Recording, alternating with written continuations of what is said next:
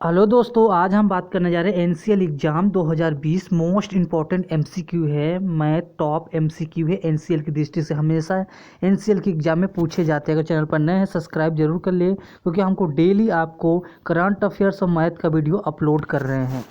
पहला क्वेश्चन है, किसी संख्या के 5 गुना में 23 जोड़ने पर 923 प्राप्त होता है, तो वह संख्या कौन सी है। तो माना कि वह संख्या हमने x माना कि वह संख्या x है। फिर इसके बाद हम देखते हैं, माना वह संख्या x है।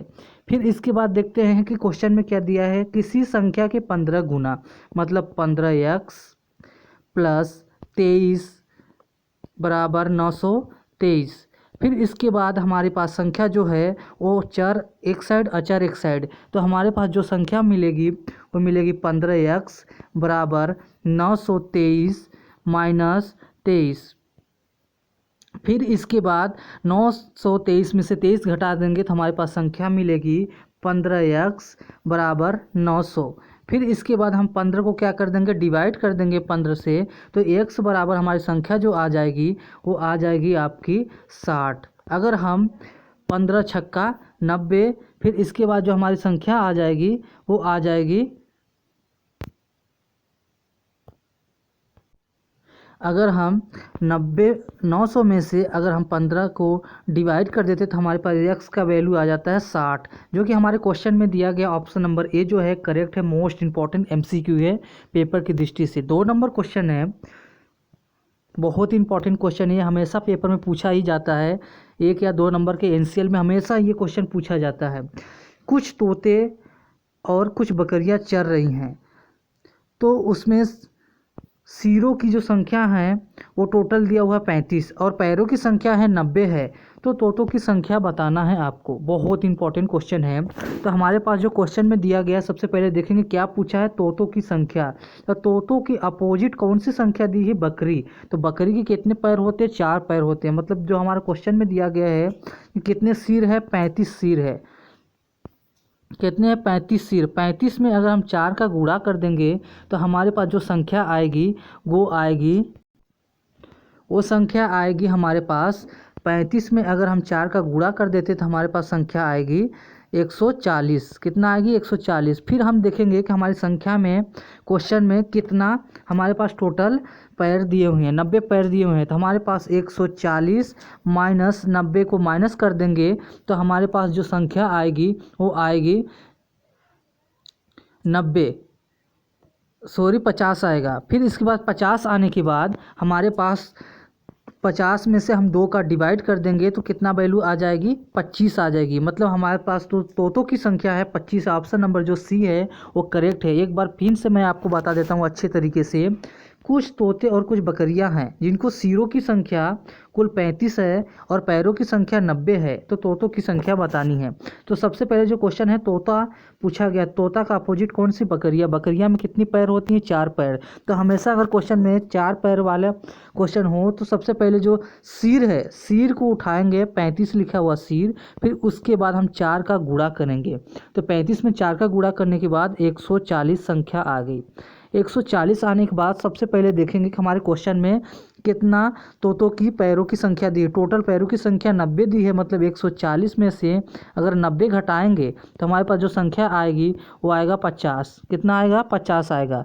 50 आने के बाद हम 2 से डिवाइड कर देंगे, ये फार्मूला में हमेशा 2 रहता है, तो 25 आ जाएगा। 25 आने के बाद अब ऑप्शन नंबर जो है सी है, मोस्ट इंपॉर्टेंट क्वेश्चन है। चैनल पर नए हैं सब्सक्राइब जरूर कर ले। 3 नंबर क्वेश्चन है, बहुत इंपॉर्टेंट क्वेश्चन है।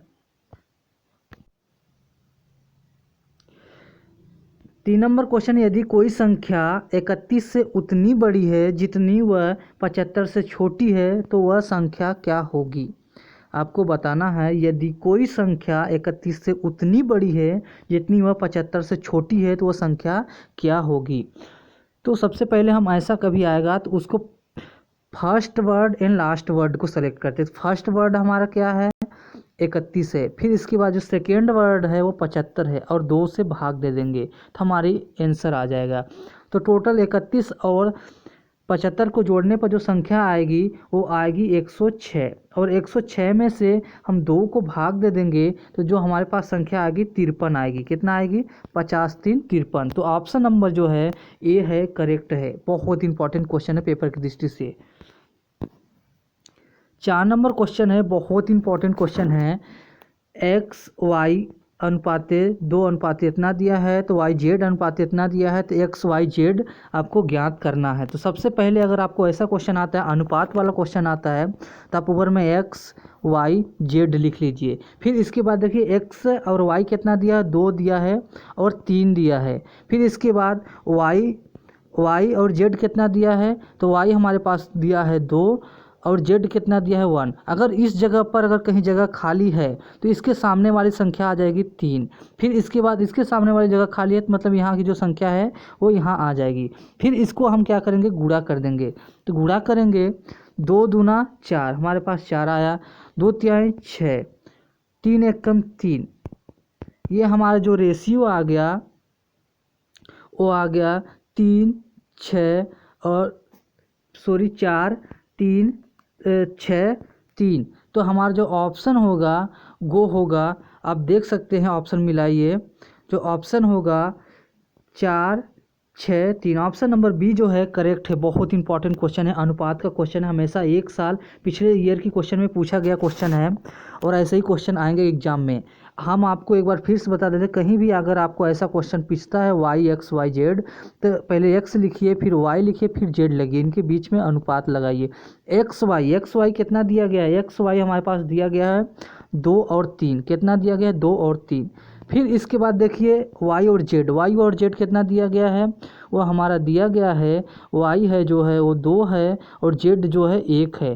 फिर इसके बाद हमारे पास यहाँ पर जगह खाली है, तो इसके सामने वाली संख्या आ जाएगी 3। फिर इसके एक सामने वाली संख्या आ गई 2। फिर हम इसको क्या करेंगे, गुणा कर देंगे। 2 तिहाई 2 दूना 4, 4 आ गया, 2 तिहाई 6, 3 एकम 3। मतलब कि हमारे पास जो रेशियो आ गई 4 6 3। तो ऑप्शन नंबर जो है वो बी है। मोस्ट इंपॉर्टेंट क्वेश्चन है पेपर की दृष्टि से। अगर चैनल पर नए हैं सब्सक्राइब कर लीजिए, क्योंकि डेली हम आपको अपडेटेड वीडियो देंगे। अगला क्वेश्चन है, बहुत इंपॉर्टेंट क्वेश्चन है, 5 नंबर क्वेश्चन है। राधा और सीमा की उम्र का अनुपात 3:8 है। दोनों के वर्तमान उम्र का योग 88 है।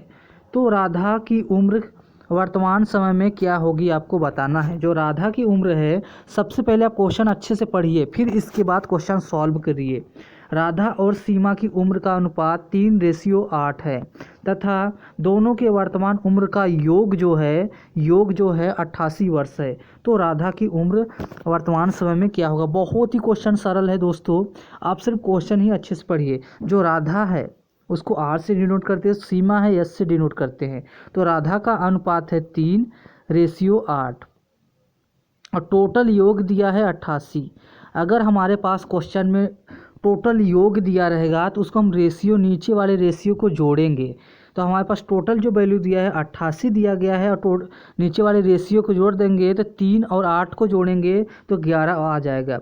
11 8 88,